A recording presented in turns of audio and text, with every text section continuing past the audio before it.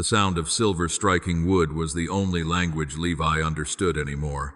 It was a cold, sharp rhythm that divided his world into two distinct halves. On one side stood the Empire of Rome, an iron beast that demanded to be fed without ceasing. On the other side stood his own people, the sons of Abraham, who looked at him and saw something lower than a leper, something more despised than a pagan dog. Levi sat inside his booth, a small wooden cage that felt less like an office and more like a fortress against the hatred of Capernaum. He did not look up when the shadow fell across his table. He knew the smell of the lake that clung to the man standing there, the scent of stale fish and desperate sweat. Levi continued to stack the coins, sliding them into neat pillars. 1, 2, 3. The silence stretched, heavy and suffocating, until the fisherman slammed his hand onto the wood. "Is this enough for you, traitor?" the fisherman hissed. His voice was a low growl, vibrating with the threat of violence that was only held back by the presence of the Roman guard standing 3 paces away. Levi stopped his hand. He looked up slowly.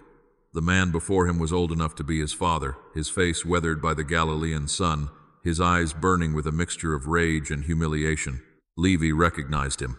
This was Caleb, a man who had once purchased fine cloth from Levi's own father before the days of the occupation became unbearable. Levi glanced at the pile of copper and silver on the table. It was light. It was dangerously light. He picked up a stylus and tapped the ledger. "The toll for the catch is fixed, Caleb," Levi said, his voice flat, devoid of the emotion that churned in his gut. "Plus the cart tax, plus the road tax. You are short." "I have nothing left," Caleb spat, leaning in closer. His hands were shaking, not from fear, but from the desire to wrap them around Levi's throat. The soldiers took the best of the catch for the garrison. The priests took the tithe for the temple. And now you want the blood from my veins? Levi felt the familiar coldness settle in his chest. It was a defense mechanism, a wall he had built brick by brick over the years. If he let himself feel pity, he would be dead. If he showed mercy, Rome would see it as theft from the emperor. "It is not I who demands it," Levi said quietly, signaling to the guard with a subtle shift of his eyes. "It is the law. If you do not pay, they take the cart. If you resist, they take you." The Roman guard, a towering man named Marcus, who viewed the locals as little more than cattle, took a step forward. The sound of his armor shifting was a distinct, metallic threat. Caleb flinched. The defiance in his eyes shattered, replaced by the crushing weight of reality. He dug into the folds of his tunic, his movements frantic and shameful, and produced a single, thin, silver coin. It was likely the money meant for bread, for his children, for survival. He threw it at Levi. The coin spun on the table, a mocking dance, before settling near the inkpot. "Curse you," Caleb whispered, his voice trembling. "May the God of Israel blot your name from the book of life. May you find no rest in this world or the next." The curse hung in the air long after Caleb had dragged his cart away. Your support gives a voice to the weary and the forgotten, just as this story unveils the burdens of the past. Hit like and subscribe to help us reveal the truths that empires tried to bury. Stay with us, because you won't believe the price one man is willing to pay to finally find his rest. Levi picked up the coin. It felt heavy, heavier than metal should feel. He dropped it into the pouch. No rest. The words echoed in his mind. Caleb did not know that Levi had already lost the ability to rest years ago. Sleep was just a dark interval between days of counting money that was not his. The sun began to dip, signaling the end of the shift. Levi packed his ledger, his movements precise and mechanical. He needed to deliver the day's collection to the fortress. As he stepped out of the booth, the bustling market seemed to part around him like water around a stone. Mothers pulled their children closer. Men turned their backs and spat on the ground. No one spoke to him. No one looked him in the eye. He was a ghost walking among the living, wealthy but utterly bankrupt. He walked past the synagogue, the place where he had learned the Torah as a boy. The doors were open, and the sound of chanting drifted out. It was a holy sound, a sound of belonging. Levi tightened his grip on the money bag and kept walking. That door was closed to him. The religious leaders, the Pharisees with their long tassels and judgmental stares, had made it clear that a tax collector was as unclean as a swine. Levi reached his home, a large stone house that was far too big for one man. He locked the door behind him, sliding the heavy bolt into place. The silence of the house was different from the silence of the booth. It was lonely. He placed the money bag on the table and poured himself a cup of wine. From the shadows of the kitchen, a young servant girl named Mara appeared. She was the only one in his household who did not look at him with hidden contempt. She was a Gentile, an outsider like him, though for different reasons. "You have not eaten since morning, master," Mara said softly, placing a plate of bread and olives on the table. "I am not hungry," Levi muttered, swirling the wine in his cup. "You must eat," she insisted gently. "There are rumors in the market today, strange rumors." Levi scoffed. "Rumors of another zealot rising up? Another false Messiah who will get us all killed by Roman swords?" "No," Mara shook her head. "They speak of a man from Nazareth, a teacher. They say he does not speak like the scribes. They say," she hesitated, looking at Levi with a strange intensity. "They say he heals on the Sabbath. They say he does not care about the rules of the Pharisees." Levi drank the wine in one swallow. "A man who breaks the rules of the Pharisees will not last long. They will crush him, just as Rome crushes the rebels." But the name stayed with him as he sat in the dim light. A man who did not care about the rules. Levi looked at his hands, stained with ink and the invisible filth of betrayal. He wondered what it would feel like to not care, to not be afraid of the empire or the temple. He wondered if the curse Caleb had spoken was true, that he would never find rest. But in the deep recesses of his mind, a dangerous question began to form. If this man from Nazareth defied the religious laws, who was he really fighting for? Simon the Pharisee walked through the narrow streets of Capernaum with the caution of a man walking through a field of thorns.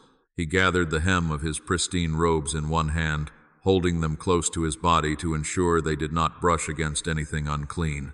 A Gentile, a dead animal, a woman during her cycle, a tax collector, the world was filled with invisible traps designed to strip a man of his holiness.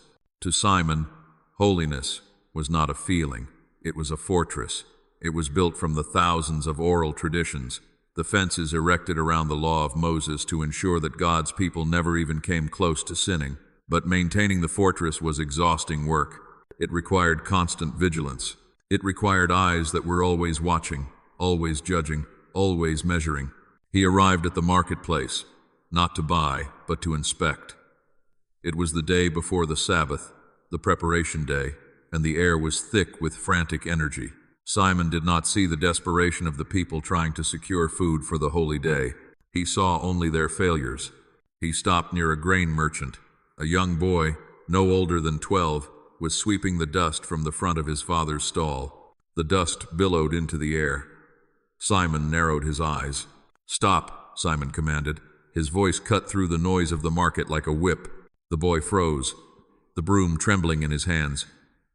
The merchant, the boy's father, rushed forward, bowing low. "Rabbi Simon, peace be upon you. How have we offended?" Simon pointed a long, bony finger at the broom. "You create clouds of dust. If the dust settles on the grain, and the grain is damp, you have inadvertently created dough. To create dough is to work. You are dangerously close to violating the sanctity of the coming Sabbath." The merchant's face paled. "But Rabbi, it is only dust. We are merely cleaning." "It is carelessness," Simon snapped. "The law is a yoke that must be borne with precision. One loose thread unravels the entire garment. Teach your son to fear the law, or he will grow up to be a lawbreaker." Simon turned away, leaving the father and son paralyzed with shame. He felt a grim satisfaction. He was the guardian of the gate. If he did not correct them, who would? God demanded perfection. If the people were oppressed by Rome, it was surely because they had not been rigorous enough in their obedience. The Messiah would only come when Israel was pure. Therefore, Simon reasoned, his severity was an act of love. He was forcing them to be ready. He continued his patrol, his heart heavy with a burden he refused to acknowledge. He was tired. His mind never stopped racing, cataloging every potential sin, every possible infraction. He looked at the people and despised their weakness. Why could they not simply obey? Why was it so hard for them to wash their hands correctly, to tithe their mint and cumin down to the last leaf? As he passed the customs booth near the edge of the market, his lip curled in disgust. He saw Levi, the traitor, sitting behind his table. To Simon, Levi was not a man, he was a disease, a tumor on the body of Israel that needed to be cut out. Levi looked up, and for a brief second, their eyes met. In that glance, a silent war was fought. Levi represented everything Simon fought against: compromise, greed, and collaboration with the enemy. But Simon represented everything Levi fled from: judgment, exclusion, and a God who seemed impossible to please. Simon spat on the ground, careful that the spittle did not touch his own sandal, and walked on. Later that evening, Simon met with a small council of other scribes and Pharisees in the back room of the synagogue. The atmosphere was tense. The oil lamps flickered, casting long, dancing shadows on the stone walls. "We must discuss the Nazarene," an elder scribe said, his voice dropping to a whisper. Simon stiffened. Jesus. The name tasted like vinegar in his mouth. He had heard the reports. This uneducated carpenter was drawing crowds. He was bypassing the authority of the temple. "He is a charlatan," Simon declared, slamming his hand on the table. "He speaks of God as if he knows him personally. He calls God Father in a way that lacks fear." "It is worse than that," another Pharisee hissed. "Today, near the harbor, he touched a leper, Simon, and he did not perform the ritual cleansing afterward. He walked among the people as if he were clean." "He makes the law a mockery," Simon said, his eyes narrowing. "He tells the people that their burden is heavy. He undermines our authority. If we let him continue, the people will believe that holiness is cheap. They will believe that anyone can approach the Holy One without the proper structures." "We must watch him," the elder scribe concluded. "We must find a flaw, a crack in his armor. No man can keep the law perfectly. Eventually, he will slip, and when he does, we must be there to expose him." Simon nodded, but a cold sliver of doubt pierced his heart. What if the Nazarene did not slip? What if he truly did not care about their rules? The thought was terrifying. If Jesus was right, then Simon's entire life, every ritual, every restriction, every judgment, was a waste. The walls he had built were not a fortress, but a prison. He pushed the thought away violently. No, the law was everything. Without the law, they were nothing but slaves to Rome. Simon walked home under the light of the moon. He passed a beggar sleeping in a doorway and felt no urge to help, only the urge to avoid contamination. He was pure. He was righteous. He was exhausted. In the distance, the wind carried the sound of laughter from a poor fisherman's house. It was a sound of joy that Simon had not felt in years. He tightened his grip on his robe. He would silence that laughter if it meant saving their souls. He would silence this Jesus of Nazareth. For the sake of the law, there could be no rest for the wicked, and Simon would ensure that everyone knew exactly who the wicked were. He did not know yet that the man he hunted was coming for him, not with a sword, but with a mirror that would reveal the crushing weight of the stone tied around Simon's own neck. The collision was inevitable. The eagle of Rome oppressed the body, but Simon and his kind had unknowingly chained the soul, and the breaker of chains was already walking toward Capernaum. News in Galilee did not travel by scroll or courier. It traveled by whisper. It moved through the water lines at the well, passed between merchants during the exchange of grain, and slipped into the open windows of taverns where men drank to forget the weight of the Roman boot. Levi made it his business to hear these whispers. Information was a currency more valuable than the shekels he stacked on his table, for while gold could buy bread, information could buy survival. He sat in the back corner of a dim tavern, his cloak pulled tight to obscure the insignia of his office. Across from him sat Elias, a man with shifting eyes and a talent for being invisible. Elias was Levi's ear on the ground, a spy who moved among the zealots and the priests alike. "Tell me," Levi said, his voice low, "is he raising an army?" "That is what the centurion fears. If there are swords being sharpened in Nazareth, I need to know before the legions march." Elias shook his head, taking a long drink from his clay cup. "No swords, that is the strange part, tax collector. I followed the crowds to the edge of the wilderness. I expected to hear a war cry. I expected a plan to storm the fortress. And," Levi pressed, his patience thinning. Elias leaned in, his voice dropping to a harsh whisper. "He told them to love their enemies. He told them that if a soldier forces them to carry his pack for a mile, they should carry it too." Levi stared at him. He felt a cold laugh bubbling in his chest, but he suppressed it. Love the enemy, carry the pack? This was not a revolution. It was madness. It was surrender wrapped in philosophy. He is a fool then, Levi muttered. Rome will crush him, not with a sword, but with laughter. A Messiah who preaches submission is of no use to Israel. You are not listening, Elias said, and for the first time, Levi saw a flicker of genuine fear in the spy's eyes. It is not what he says about Rome, it is what he does. I saw a man brought to him on a mat, a paralytic. His limbs were twisted like dry roots. The priests say, such men are cursed by God for secret sins. They would not even let him enter the synagogue. Levi nodded. He knew the type, the useless eaters of society.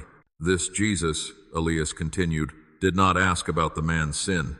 He did not ask for a donation. He simply spoke. He told the man his sins were forgiven, and then, Elias paused, his hand trembling slightly as he set the cup down. Then the man stood up. He walked. I heard the bones crack and realign. I saw the muscle fill out the skin. It was not a trick of the light. Levi sat back, the wood of the chair digging into his spine. He was a man of numbers, of logic. If a man owed tax, he paid. If a man was sick, he died. The world was a transaction. But forgiveness? Who had the authority to forgive sins but the Almighty alone? For a man to claim such power was treason against the temple.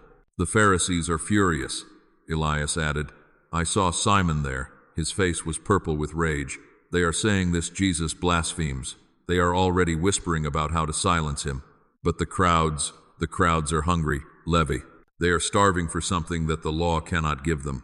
Levi tossed a silver coin onto the table. It spun and settled. Keep watching. If this carpenter can truly fix broken bodies, perhaps he is a sorcerer, or perhaps he is the greatest charlatan we have ever seen. Levi left the tavern, stepping out into the cool night air. The streets were empty, save for a stray dog scavenging for scraps. He walked toward his home, his mind racing. Love your enemy. The words irritated him. He served the enemy, yet he did not love them. He hated Rome for making him a traitor, and he hated his own people for rejecting him. He was trapped in the middle, a man with no country and no God. As he walked, he passed a beggar huddled in a doorway. Usually, Levi would look away, his heart hardened by years of practice. But tonight, the words of the spy echoed in his mind. The man stood up.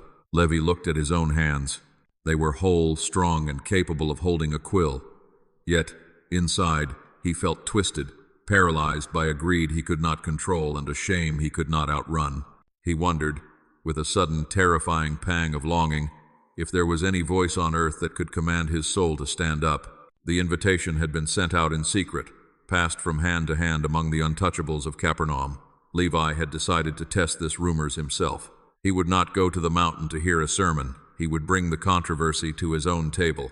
He wanted to see if this Jesus was truly different, or if he would recoil in disgust when faced with the reality of sin. Levi's house was filled with the smoke of roasting lamb and the sharp scent of spiced wine. But the guests were not the respectable citizens of the city. They were the debris of society. There was Jonah, a fellow tax collector who had grown rich by extortion. There was Miriam, a woman whose painted face and sad eyes told the story of how she survived. There were thieves, drunkards, and those whom the synagogue had long ago barred from entry. The noise was deafening. Laughter, coarse and loud, bounced off the stone walls. Levi sat at the head of the table, watching the door. He had sent word to the Nazarene through a mutual acquaintance, half expecting a refusal. What holy man would dine in a pit of vipers? Then the room went quiet. Jesus stood in the doorway. He wore no fine robes, no phylacteries to advertise his piety. His tunic was dusty from the road. Behind him stood a few of his followers, fishermen mostly, looking uncomfortable as they eyed the rough crowd. But Jesus did not look uncomfortable. He looked at home. Levi stood, his heart hammering against his ribs. "Welcome, teacher," he said, the title feeling strange on his tongue. "We did not think you would come."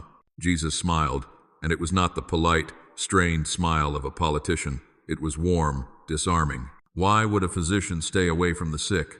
He moved into the room, and the tension broke.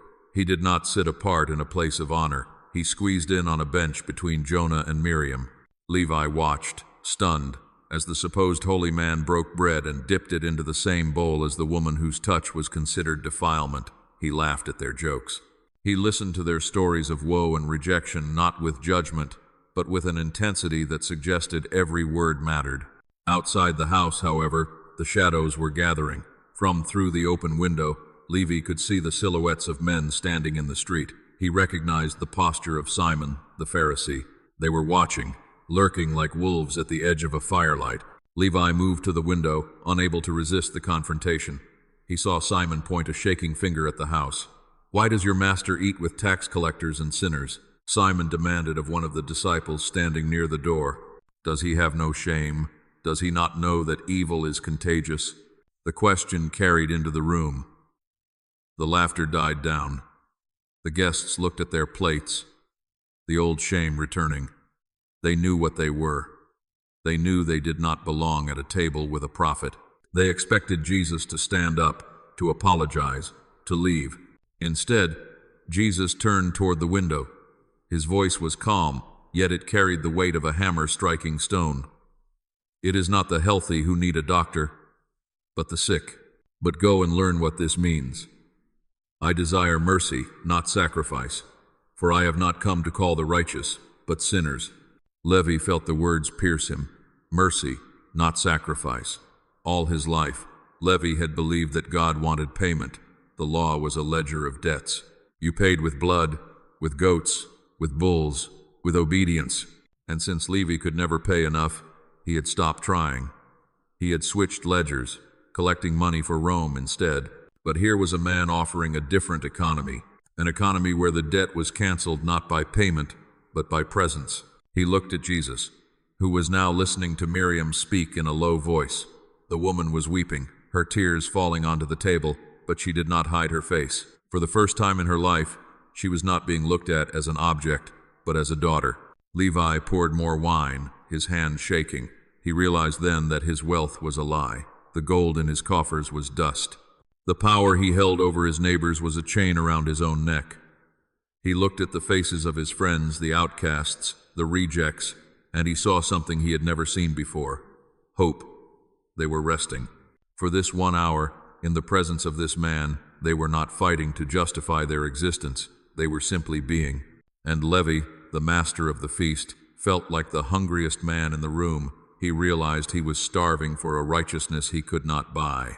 He wanted to sit where Miriam sat. He wanted to be looked at with those eyes that saw everything and condemned nothing. The feast continued late into the night, but Levi could no longer taste the food. His mind was already at the customs booth, at the life he had built, at the walls he had constructed. They were crumbling, and he was terrified of what would happen when they finally fell. The morning sun was cruel. It beat down on the limestone streets of Capernaum, exposing everything that the night had hidden. Levi sat in his booth, but the familiar rhythm of the job was gone. The coins felt greasy in his fingers. The ledger, with its columns of profit and loss, looked like a language he no longer wished to speak. He had hardly slept. The image of the banquet played over and over in his mind. The way Jesus had looked at him not as a tax collector, not as a traitor, but as a man.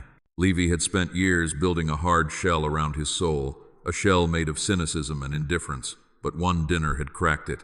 A caravan of merchants approached the booth. They were hauling timber from Lebanon. The leader of the caravan, a burly man with a scar across his cheek, stepped forward with a bag of coins already in hand. He expected the usual routine, the haggling, the extortion, the sneer. Levi looked at the man. He saw the dust on his sandals, the weariness in his shoulders. Yesterday, Levi would have seen a target. Today, he saw a brother. "Keep it," Levi whispered. The merchant blinked, confused. "What did you say?" "I said keep it," Levi said, his voice trembling. "Just pass through. Go." The merchant did not wait to be told twice. He signaled his drivers, and the carts rumbled past, the wheels kicking up dust. The Roman guard, Marcus, stepped forward, his hand resting on the hilt of his gladius. "What are you doing, Levi?" Marcus growled. "That is Rome's money. Are you drunk, or have you lost your mind?" "I am finished, Marcus," Levi said, staring at the empty table. "I am full." Before the guard could respond, the sound of a crowd approached. It was the hum of voices, the shuffle of sandals. Levi looked up. Jesus was walking down the road, heading out of the city toward the sea. A throng of people pressed around him, but as he neared the customs booth, the crowd parted. This was the moment. Levi knew it. His heart hammered against his ribs like a trapped bird. He should look down. He should count his money. He should hide behind the authority of the empire. But he looked up. Jesus stopped. He stood in the middle of the road, oblivious to the Roman soldiers, oblivious to the hateful stares of the passing Pharisees. He looked straight at Levi. The gaze was intense, stripping away the title of tax collector, stripping away the shame, stripping away the past. There was no long sermon. There was no list of conditions. Jesus did not ask Levi to give the money back first, or to go to the temple and offer a sacrifice, or to recite the Psalms. He simply extended a hand. "Follow me." 2 words, a command and an invitation fused into one. Time seemed to suspend. The noise of the market faded into a dull roar. Levi looked at the ledger, the book that contained the names of everyone who owed him. It was his security. It was his identity. To leave it meant to become a nobody. It meant becoming a fugitive from his own life. He looked at the money pouch. It was heavy with silver. Then he looked at Jesus. In that face, he saw the rest that Caleb the fisherman had cursed him to never find. He saw the end of the striving. He saw a kingdom that did not require taxes, but required the heart. Levi stood up. The wooden bench scraped loudly against the stone pavement. The sound was final, like a gavel striking a desk. "Where are you going?" the guard shouted, stepping in his path. "You cannot leave your post. The centurion will have your head." Levi did not answer. He did not even look back. He stepped out of the booth, leaving the coins scattered on the table, leaving the ink wet on the parchment. He stepped past the invisible barrier that separated the clean from the unclean, the oppressor from the oppressed. He walked toward Jesus. With every step, the weight on his shoulders, the weight he had carried since he was a boy, the weight of needing to be rich to be safe, began to slide off. He felt light. He felt terrified. He felt free. Jesus smiled, a genuine look of delight, and turned to walk toward the sea. Levi fell into step behind him. He was no longer Levi, the tax collector of Capernaum. He was a follower. He had no idea where they were going, or what they would eat, or where they would sleep. Behind him, the chaos of the market erupted as people realized the booth was unmanned. Greed would soon descend on the abandoned table. But Levi did not care. He had found a treasure that made the silver look like stones. He had answered the call. The long, exhausting shift at the table of the world was finally over. The true work and the true rest had begun. The silence inside the synagogue was not the silence of peace. It was the silence of a held breath. It was the Sabbath, the day of holy rest. But the air was thick with the tension of a hunt. Levi sat near the back, huddled among the fishermen he now called brothers. He felt the eyes of the congregation boring into them. A week ago, he would not have been allowed to cross the threshold of this building. He was a tax collector, a collaborator, a walking source of defilement. Yet here he was, ushered in by the presence of the Nazarene, sitting in the house of God as if he belonged. But the danger was palpable. Simon the Pharisee stood at the front, near the scroll of the Torah. He did not look at the scripture. His eyes were fixed on Jesus. Levi knew that look. It was the look of a man waiting for a trap to spring. In the shadows of the pillars stood a man named Eli. Levi knew him by sight. Eli was a mason whose right hand had been crushed years ago in an accident. The hand was withered, curled in on itself like a dead spider, useless and shriveled. Eli usually hid it within the folds of his cloak, ashamed of his brokenness, terrified that his deformity was a sign of God's displeasure. Today, however, Eli had been maneuvered into a visible spot. Levi suspected this was no accident. The Pharisees had placed the broken man there as bait. They knew the compassion of Jesus. They knew he could not walk past suffering without addressing it. And they knew the law. To heal on the Sabbath was to work. To work on the Sabbath was a capital offense. Jesus stood up to read. He handed the scroll back to the attendant and looked around the room. His gaze did not falter when it met Simon's. He looked at the Pharisees. Then he looked at the man with the withered hand. The silence stretched, agonizing and sharp. "Arise," Jesus said to the man. "Stand forth in the midst." Eli trembled. To stand was to expose his shame. To stand was to become the center of a battle he did not understand. But there was authority in the voice of the Nazarene, an authority that bypassed fear. Eli stood, his face pale, clutching his dead hand against his chest. Jesus turned his eyes to Simon and the row of judges sitting on the bench of Moses. He asked a question that cut through the layers of tradition like a knife through old cloth. "I ask you, is it lawful on the Sabbath to do good or to do harm, to save a life or to destroy it?" The question was a trap for the trappers. If they said it was lawful to do good, they permitted him to heal. If they said it was lawful to do harm, they exposed their own malice. So they said nothing. They sat like stone statues, their faces masks of cold fury. They did not care about the man's hand. They only cared about the rule. Levi watched Jesus' face. He saw something he had not expected. It was not fear. It was not triumph. It was anger. Jesus looked around at them with anger, grieved at the hardness of their hearts. He saw the religious leaders guarding their system while a human being suffered in front of them. They loved their Sabbath more than they loved their brother. Jesus turned back to Eli. He did not touch him. He did not mix mud or chant a prayer. He simply gave a command that seemed impossible. "Stretch out your hand." Levi held his breath. To stretch out the hand was physically impossible. The muscles were atrophied. The tendons were locked. But the command carried the power to enable the obedience. Eli looked at Jesus. In that moment, the fear of the Pharisees vanished. He saw only the eyes of the one who offered rest. He focused his will. He moved his shoulder. A sound echoed through the silent synagogue, a dry crack, like a branch snapping, followed by the wet tear of tissue reforming. The crowd gasped. Levi watched in awe as the curled fingers straightened, the gray, lifeless skin flushed with the pink hue of blood returning. The wrist locked into place. The hand that had been dead was now as strong and whole as the other. Eli stared at his own hand, tears streaming down his face. He flexed his fingers, weeping silently. He had been restored. The Sabbath, the day meant to remember creation, had just witnessed a new creation. But the joy was short-lived.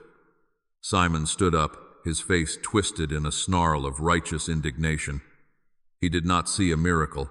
He saw a violation. He pointed a trembling finger at Jesus, mouthing a silent accusation. He did not speak it aloud, for the crowd was murmuring with wonder. But Levi read the intent clearly. They stormed out. Simon and the other leaders swept past Levi, their robes billowing. They did not stop to praise God for the healing. They did not stop to congratulate the mason. They marched out into the sunlight with murder in their hearts. Levi looked at Jesus.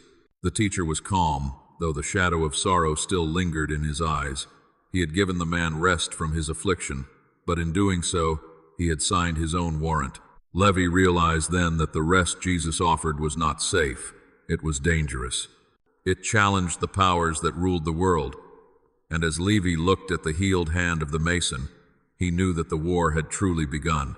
The meeting did not take place in the synagogue, but in the private courtyard of a wealthy merchant who sympathized with the strict observance of the law. The sun had set, and the torches cast long, flickering shadows against the high walls. Simon paced back and forth, his hands clasped behind his back so tightly that his knuckles were white. "He is dangerous," Simon hissed. "You saw the crowd today. They looked at him as if he were Moses returned. If we let him continue, the whole world will go after him."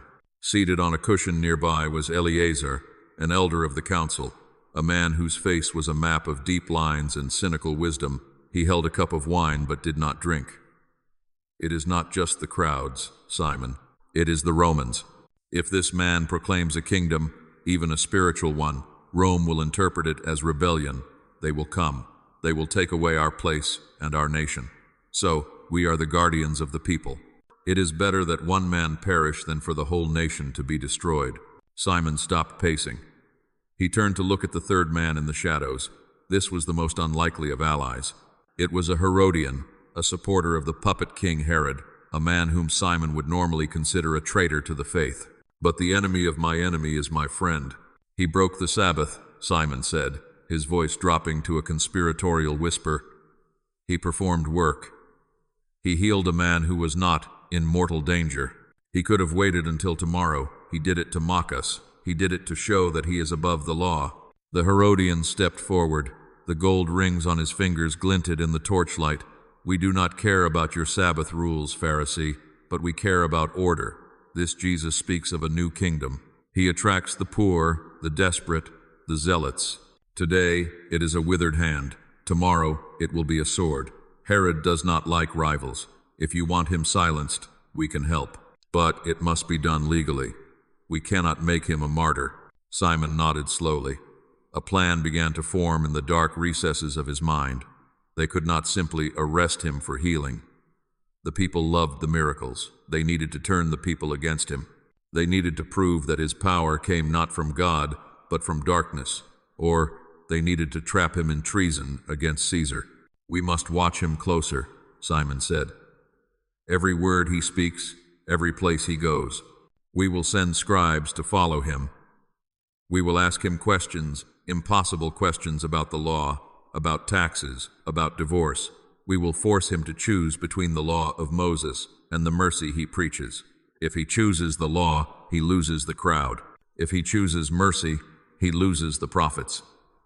Either way, we will catch him. Eleazar nodded in agreement. He is merely an uneducated peasant from Nazareth. He cannot outwit the combined wisdom of the council. He will stumble. And when he does, we will be there to crush him. Simon felt a grim sense of purpose return to him. He convinced himself that this was God's work. God demanded holiness. This Jesus was messy. He ate with sinners. He touched the unclean. He blurred the lines that Simon had spent his life drawing. To destroy him was to protect the purity of Israel. Meanwhile, miles away, Levi sat by a fire on the shore of the lake. The night was cool. The other disciples were asleep, wrapped in their cloaks, exhausted from the day's events. But Levi was awake. He was looking at the fire, thinking about the look on Simon's face in the synagogue. He knew that look. He had seen it on the faces of his Roman masters when a village refused to pay tribute. It was the look of power threatened. Levi knew the machinery of destruction. He knew how the system worked because he had been a cog in it. They would not stop. They would gather evidence. They would bribe witnesses. They would twist words. Jesus sat down across the fire from him. The flames illuminated his face, showing the weariness that he carried for them all. "You are worried, Levi," Jesus said softly. It was not a question. "They will come for you," Levi said, poking the fire with a stick. "Simon, the Herodians.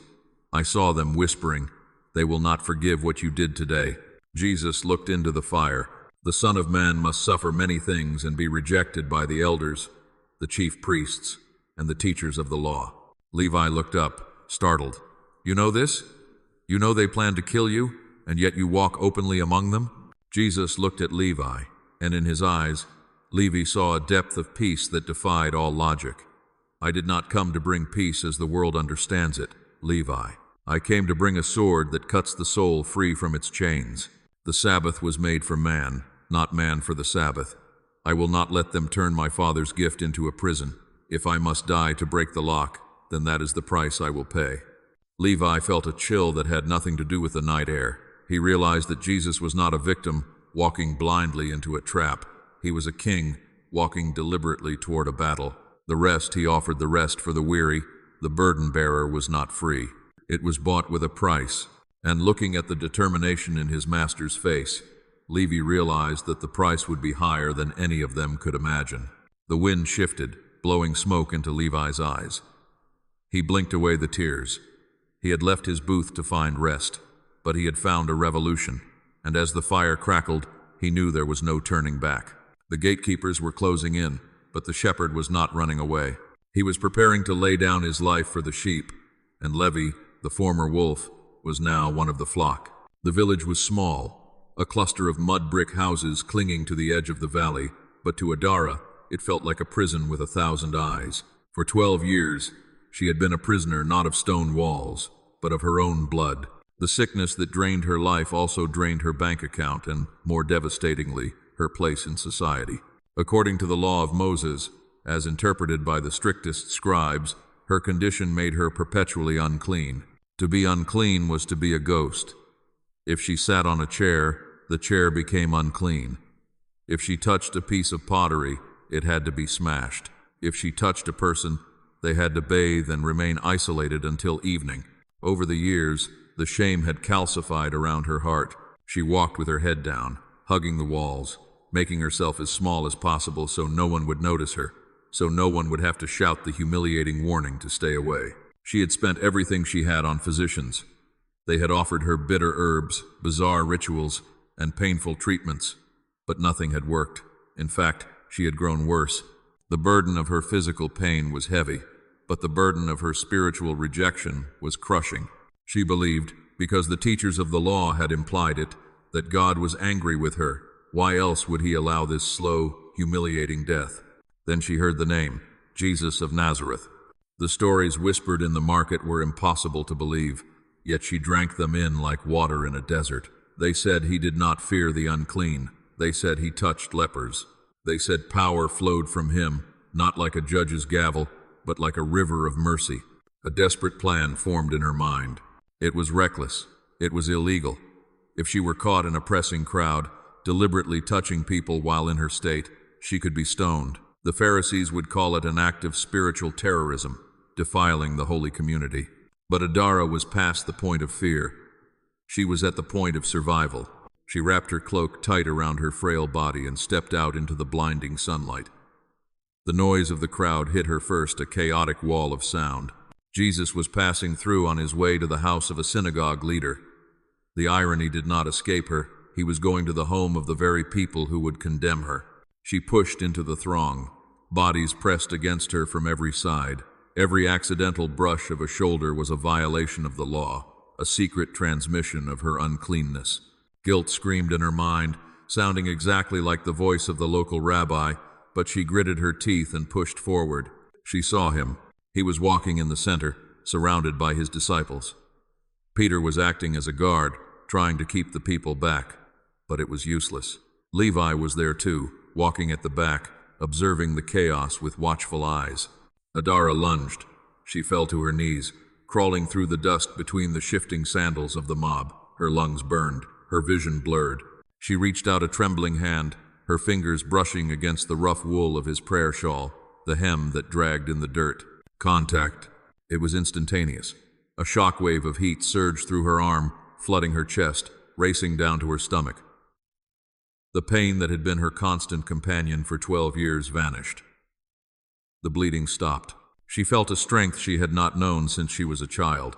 It was not just healing, it was restoration. It was the feeling of a heavy stone being lifted from her chest. She pulled her hand back, terrified and exhilarated. She tried to scramble backward, to disappear into the anonymity of the mob before anyone noticed. "Who touched me?" The voice was not loud, but it cut through the noise of the crowd like a trumpet blast. The procession stopped. The silence that rippled outward was sudden and terrifying. Peter laughed nervously. "Master, the crowds are crushing you from every side. Everyone is touching you." "No," Jesus said, turning slowly. "I felt power go out from me." Adara froze. She was discovered.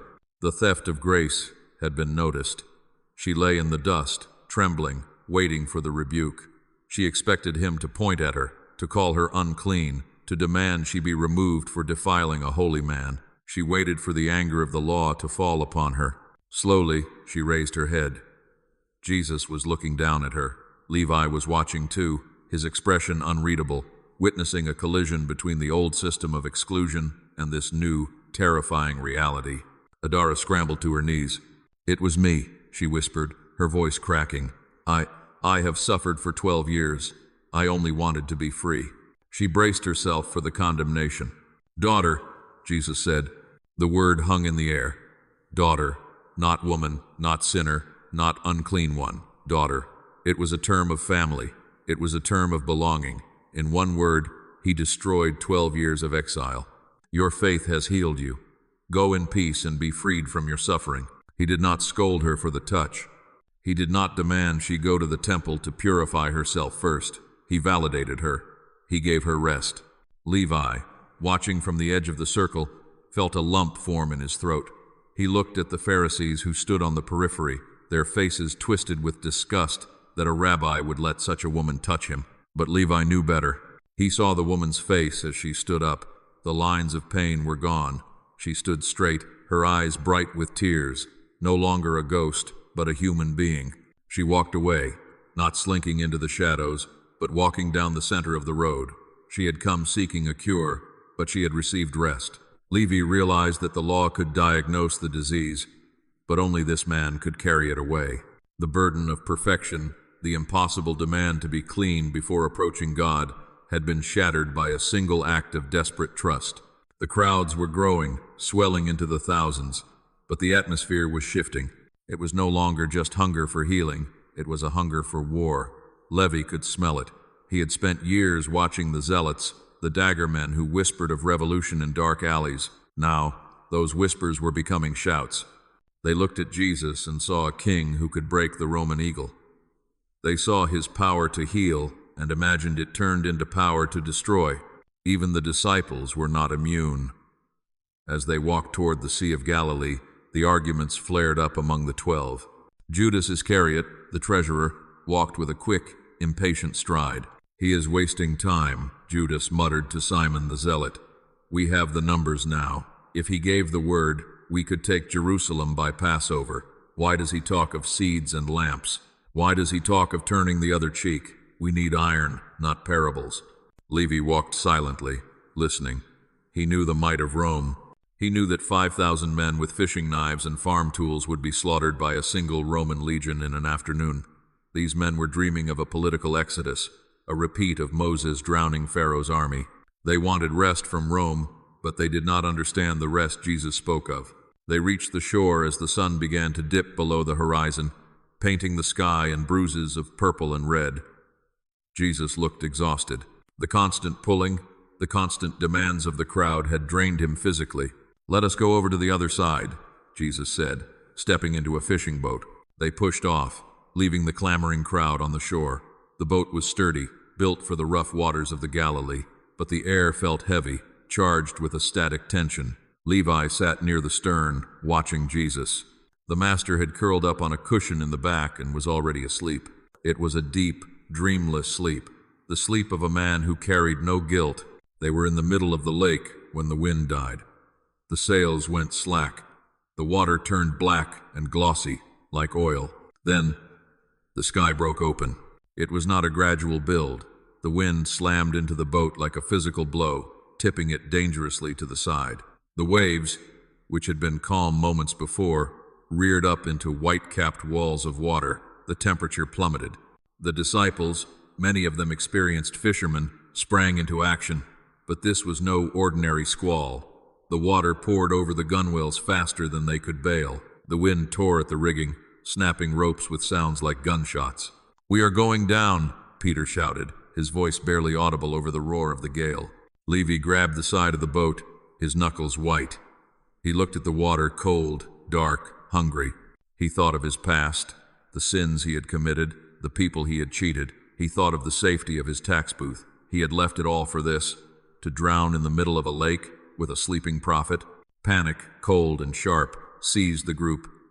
The political ambitions, the arguments about who was greatest, the plans for Jerusalem, all of it vanished. In the face of death, they were just frightened men. Judas was shouting, Thomas was weeping. They were losing the battle. The boat was swamped, and Jesus was still sleeping. How could he sleep? Levi stared at the sleeping form. The boat pitched violently, tossing Jesus from side to side, yet he did not wake. It was maddening. It felt like indifference. "Master," Peter screamed, shaking Jesus by the shoulder. "Teacher, do you not care that we are drowning?" Jesus opened his eyes. He did not look groggy. He did not look afraid. He looked at Peter, then he looked at the chaos around them. He stood up. The boat lurched, but he kept his balance effortlessly, riding the heave of the deck. He looked at the wind. He looked at the waves that threatened to swallow them. "Silence. Be still." He did not shout it like a desperate man. He said it with the tone of a parent correcting a noisy child. He spoke to the elements as if they were living things that owed him obedience. The reaction was terrifying in its immediacy. The wind did not die down. It simply ceased to exist. The waves did not settle slowly. They flattened instantly into glass. The roar of the storm was replaced by a silence so profound that Levi could hear the sound of his own heart hammering against his ribs. The boat stopped rocking. The water dripped from the sails. Jesus turned to them. The moonlight broke through the clouds, illuminating his face. "Why are you so afraid? Do you still have no faith?" Levi slumped against the wet wood of the hull. The physical storm was gone, but the storm inside him was raging harder than ever. Who was this? Who was this man who commanded the atmosphere? The kings of the earth could command armies, but they could not command the wind. The priests could command rituals, but they could not silence the sea. The disciples looked at one another, their faces pale with a new kind of fear. It was not the fear of dying, it was the fear of being in the presence of the holy. "Who is this?" they whispered to one another. "Even the wind and the waves obey him." Levi looked at Jesus, who had sat back down. He realized then that the storm on the lake was a picture of the storm in their souls. They were terrified of Rome, terrified of failure, terrified of not being enough. They were frantically bailing water, trying to save themselves with their own strength, their own plans, their own politics. But Jesus offered a different way. He offered the ability to sleep in the storm. He offered a peace that did not depend on the circumstances being perfect. The rest he promised was not the absence of trouble. It was the presence of God within the trouble. As the boat glided silently toward the country of the Gerasenes, Levi understood that the journey was not about reaching the other side. It was about learning who was in the boat with them. The illusion of control had been washed away by the waves, leaving only the stark reality of their dependence. They were safe, not because they were skilled sailors, but because the creator of the ocean was resting among them. The crowd that gathered was not merely a congregation, it was a testament to the breaking point of a nation. Levi stood near the edge of the plateau, watching the faces that pressed in from every direction. There were thousands of them. They had come from Judea, from Jerusalem, from beyond the Jordan, and from the coastal cities of Tyre and Sidon. They were not tourists, they were refugees from the crushing reality of their lives. Levi studied them with the analytical eye of his former profession. He saw the telltale signs of poverty in their matted hair and patched tunics. But more than financial bankruptcy, he saw spiritual bankruptcy. These were people who had been told by their leaders that they were not enough. They had been told that God was a distant, exacting judge who demanded a perfection they could never afford. They were exhausted, not just from the climb up the hill, but from the endless, futile climb toward righteousness. The Pharisees were there too, standing like black stains on a white canvas, arms crossed, waiting for a slip of the tongue. Levi saw the scribe he had noticed in Capernaum, the one with the cold eyes. They were not listening to learn, they were listening to indict. Jesus sat down. In their tradition, when a rabbi sat, it was a sign of official teaching. The murmuring of the crowd died away, replaced by a desperate silence. He began to speak. His voice was not the booming oratorical voice of the politicians in the forum, nor the chanting drone of the priests in the temple. It was normal, yet it carried a terrifying clarity. He spoke of a kingdom that was upside down. He said the poor in spirit were the ones who owned heaven. He said the mourners would be comforted. He said the meek would inherit the earth. Levi felt a shock of recognition. The world Levi knew the world of Rome, and the Sanhedrin rewarded the strong, the arrogant, the wealthy. But Jesus was dismantling that hierarchy brick by brick. Then Jesus shifted his gaze. He seemed to look past the front rows, past the disciples, straight into the heart of the mass of humanity. He looked at the laborers who broke their backs in the fields for a pittance. He looked at the mothers who wept for their starving children. He looked at the sinners who had beaten their breasts in shame until they were raw. He saw their weariness. He saw the heavy, wooden yoke of the law that the scribes had placed upon their necks, a yoke of 613 commandments, interpreted into thousands of agonizing restrictions. "Come to me," Jesus said. The invitation hung in the air, simple and scandalous. He did not say, "Come to the temple." He did not say, "Come to the Torah." He pointed to himself as the destination. "All you who are weary and burdened, and I will give you rest." Levi felt his breath hitch. Rest. It was the one thing no emperor could decree and no high priest could grant. The Pharisees offered rules. Jesus offered relief. "Take my yoke upon you and learn from me," Jesus continued, "for I am gentle and humble in heart, and you will find rest for your souls. For my yoke is easy, and my burden is light." Levi looked at the Pharisees. Their reaction was subtle but violent. They stiffened. They exchanged dark glances. They understood exactly what Jesus was saying. By offering his own yoke, Jesus was claiming the authority to interpret God's will. He was saying that their system, the system of fear, guilt, and heavy burdens, was obsolete. He was declaring himself the new master, but a master who pulled the weight alongside his servants rather than whipping them from behind. The effect on the crowd was visceral. Levi saw a burly stonecutter near him drop to his knees, burying his face in his hands. He saw women weeping openly, the tension of years melting out of their shoulders. They had come expecting more rules, more demands, to try harder. Instead, they were told that the striving was over. Levi realized that this was the most dangerous moment of the entire ministry. Jesus had just liberated the people from the control of the religious elite. He had cut the strings of the puppets. If the people found rest in him, they would no longer need to buy approval from the temple. The economy of fear had just been crashed by a carpenter. As the sermon ended and the people began to stir, Levi moved closer to the center. He wanted to be near the man who could speak such words. He looked at Jesus, who was now touching the head of a child, and thought about his own life. Levi had carried the yoke of greed and then the yoke of guilt. Both were heavy, both chafed. But this new yoke, this yoke of following, of trusting, felt like wings. The days following the sermon were filled with a strange, new rhythm. The disciples were no longer just a group of individuals following a celebrity. They were apprentices, learning a new trade. But the trade was not carpentry or fishing. It was the trade of grace. They traveled through the grain fields on a Sabbath. Levi walked beside Peter, who was still trying to process the magnitude of what had happened on the mountain. "What did he mean?" Peter asked in a low voice, snapping a head of grain and rubbing it between his hands to eat the kernels. "How can a yoke be easy? A yoke is for work. A yoke is for control." Levi thought about the oxen he had seen in the fields. A yoke bound two animals together.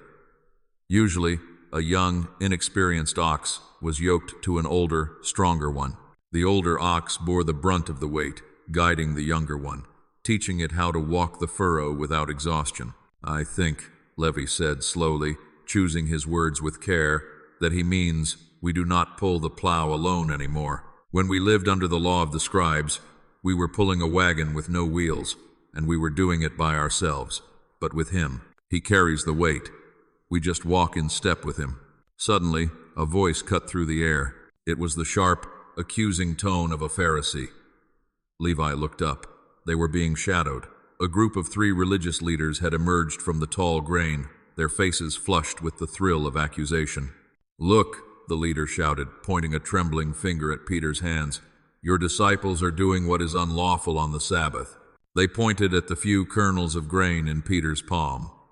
According to their minute regulations, plucking the grain was harvesting. Rubbing it was threshing. Peter had just performed agricultural labor on the holy day. In their eyes, he was worthy of death. Levi felt the old fear rise up, the fear of the rule book, the fear of the technicality. He looked at Jesus. The master did not look frightened. He did not look guilty. He looked at the Pharisees with a mixture of pity and steel. "Have you not read what David did when he was hungry?" Jesus asked calmly. "How he entered the house of God and ate the consecrated bread, which was not lawful for him to do, but only for the priests." The Pharisees faltered. They knew the scripture. They knew David was the anointed king. Jesus took a step forward, placing himself between his disciples and the accusers. "Or haven't you read in the law that the priests on Sabbath duty in the temple desecrate the Sabbath and yet are innocent? I tell you that something greater than the temple is here." Levi watched the exchange with wide eyes. Jesus was not just arguing a legal point. He was rearranging the universe. The temple was the center of their world, the place where heaven met earth. To claim to be greater than the temple was to claim to be the very presence of God. "If you had known what these words mean," Jesus said, his voice dropping to a hush that silenced the wind, "I desire mercy, not sacrifice. You would not have condemned the innocent. For the Son of Man is Lord of the Sabbath." Lord of the Sabbath. The title hung in the air like a thunderclap. Levi looked at Peter, who had dropped the grain, his mouth open in shock. Jesus was claiming ownership of the day of rest. He was saying that he decided what was work and what was worship. The Pharisees turned and fled, unable to stand against such authority, but Levi knew they were not retreating. They were regrouping. They would go to the council. They would write this down. This was blasphemy in their eyes. As they continued walking, the tension among the disciples broke. Peter looked at his hands, then at Jesus. "He called us innocent," Peter whispered to Levi. "Did you hear that? I broke their rule, but he called me innocent." "Because you were with him," Levi answered, finally understanding the mystery of the yoke. "You were with the Lord of the Sabbath. His presence makes the action holy." They walked on, the sun beating down, but Levi felt a lightness in his step that defied logic. He realized that the easy yoke was not a license to sin, nor was it a promise of a life without hardship. The enemies were real. The threat of death was real. But the crushing pressure to prove his worth was gone. He was yoked to the one who had already pleased the Father. That evening, as they made camp, a young man approached Jesus. He was wealthy, dressed in fine linen, the kind of man Levi used to be. He looked anxious. He asked Jesus what he must do to inherit eternal life. He wanted a list. He wanted a task. He wanted to earn his rest. Levi listened as Jesus told the man to sell everything and follow him. The man walked away sad, because he had great wealth. He could not accept the yoke because his hands were too full of his own security. Levi looked at his own empty hands. He had left his booth. He had left his gold. He had nothing but the dust on his feet and the man walking in front of him. And for the first time in his life, Levi knew he was the richest man in the world.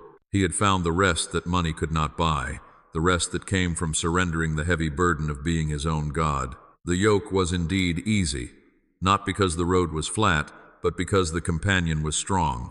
Jerusalem was not a city of peace. It was a cauldron of boiling intent. The feast of the Passover had swollen the population until the streets were impassable rivers of humanity, but underneath the celebration lay a razor-thin edge of violence. Levi walked close to the wall, his head down, feeling the familiar prickle of danger on the back of his neck. He knew the signs of a trap closing. He had seen the way the temple guards watched them, hands resting on hidden weapons. He had seen the whispers exchanged between the Sadducees and the Roman sentries. The group gathered in the upper room, but the air was heavy, devoid of the usual festive joy. Jesus sat at the center, his face etched with a sorrow that silenced the room. He did not speak of the exodus from Egypt with the triumphant tone of a conqueror. He spoke of a different breaking, a different pouring out. Levi watched Judas Iscariot. The treasurer was agitated, his eyes darting around the room like a trapped animal. Judas had expected a coronation. He had expected Jesus to march into the city, declare his power, and crush the Roman garrison with the same voice that calmed the sea. Instead, Jesus was talking about death. He was talking about his body being broken like bread. "One of you will betray me," Jesus said quietly. The accusation hit the table like a stone. The disciples looked at one another, the old insecurities rising up. Was it Peter, with his rash temper? Was it Levi, the former traitor to his nation? Levi felt a cold sweat break out on his forehead. He looked at Jesus, pleading silently with his eyes. "Lord, is it I? Have I not left everything?" But Jesus was looking at Judas. "Go," Jesus said to him. "Do what you must do quickly." Judas stood up. The chair scraped against the floor, a harsh, grating sound. He did not look at the others. He grabbed his cloak and vanished into the night. Levi felt a chill breeze sweep through the open door before it slammed shut. He knew, with a sinking dread, that the machinery of the Sanhedrin had finally found its cog. Jesus picked up the cup. "This is my blood of the covenant, which is poured out for many for the forgiveness of sins." Levi stared at the red wine. Forgiveness. It was the one thing the law could never fully guarantee. The law demanded blood for every sin, year after year, a ceaseless river of sacrifice that never truly washed the conscience clean. But Jesus was speaking of a final payment, a single act that would purchase eternal rest. They left the room in silence, walking toward the Mount of Olives. The city below them was alive with the bleating of lambs being prepared for the slaughter. Levi walked beside Simon Peter, who was gripping his sword hilt until his knuckles were white. "I will not let them take him," Peter whispered fiercely. "I will fight." Levi shook his head. "You still do not understand, Peter. This is not a battle of swords. He is not trying to escape. He is walking into the fire willingly. They reached the garden. The shadows were deep and impenetrable. Jesus asked them to watch and pray, to stay awake with him. Levi tried. He leaned against an olive tree, forcing his eyes to stay open, but the exhaustion was overpowering.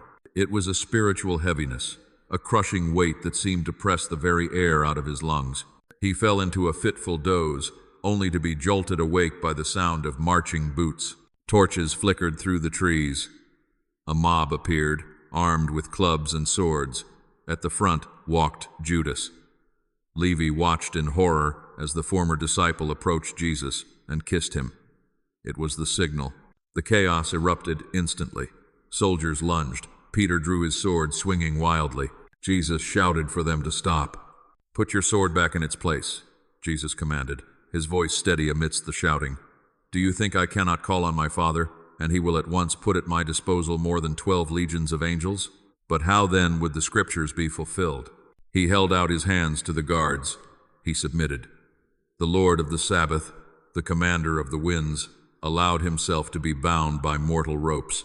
Levi stood frozen. The shepherd was struck. Panic, blind and primal, seized the flock. He saw the others running into the darkness, and then, shame burning in his chest, Levi turned and ran too.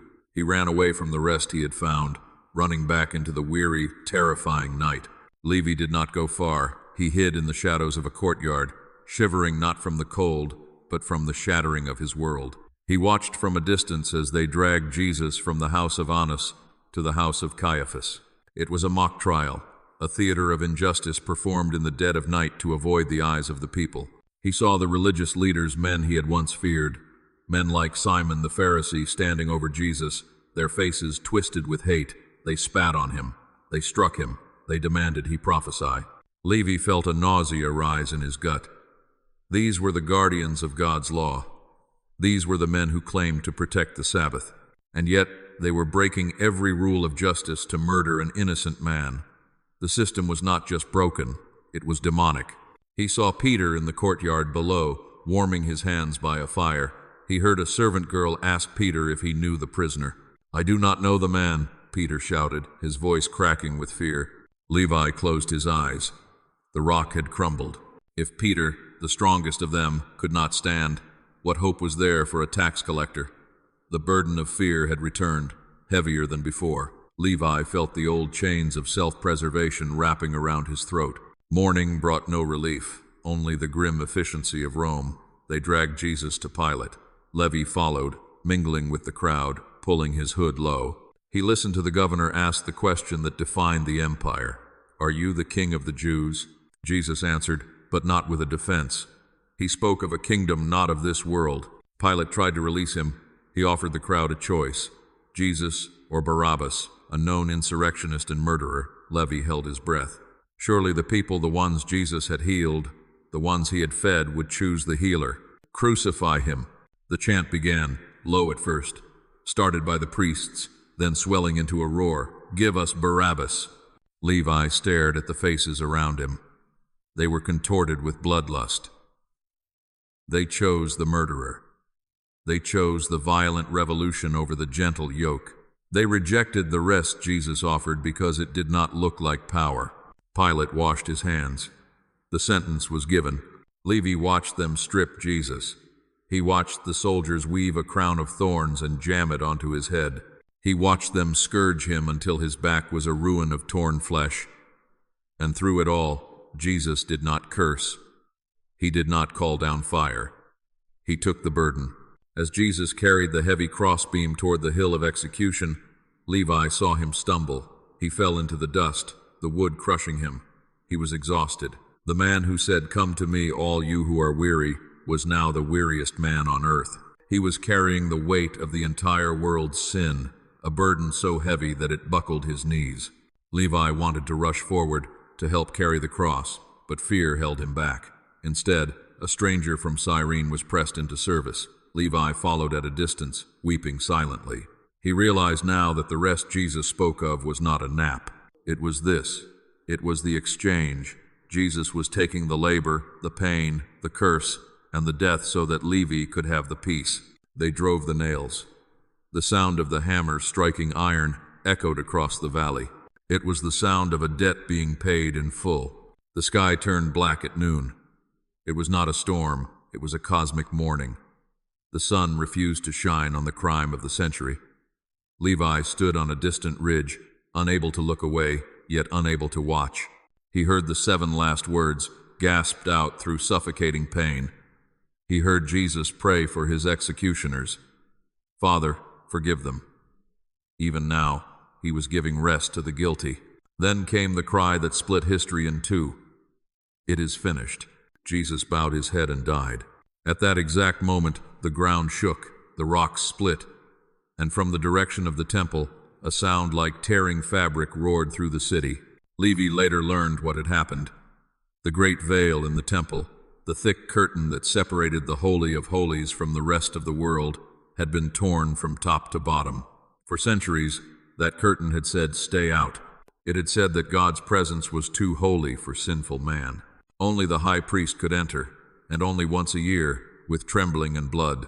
But now, it was open. The barrier was gone. The death of Jesus had done what 10,000 bulls and goats could never do.